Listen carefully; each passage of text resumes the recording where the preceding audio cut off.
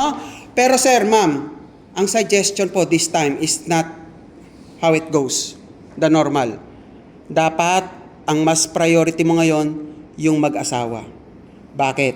Hindi po mabubuo ang tatlong ito kung hindi sa inyong dalawa na unang nagmahalan.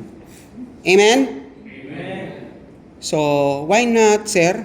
Pwedeng pakilapitan si ma'am.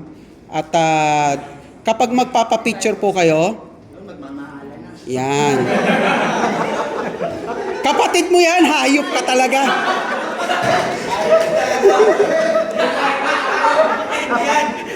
Anak ka talaga sa labas. Pendon.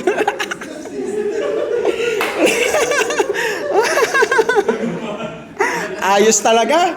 Ayos ka talaga, Raymond. Ayos talaga. Oh. Good job, good job, good job. Okay? O, ganito, seryoso muna.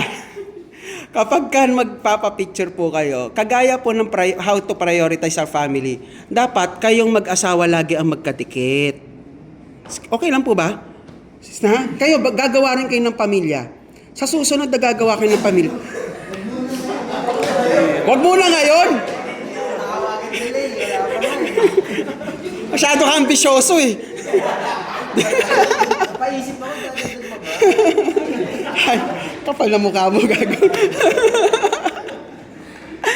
Okay? Kapag kayo, sir, ma'am, no, gagawa ng pamilya, iba na kasi ang generation ngayon eh.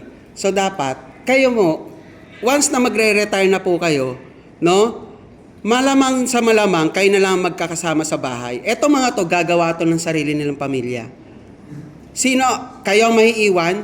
Ang problema po, nang lagi niyong pinriority ang mga anak ninyo, hindi nyo nakilala ang isa't isa. Wala nang connection, wala na kasing spark. Masyadong natuon sa priority sa mga anak. Hindi po natin sinasabing mali po yun.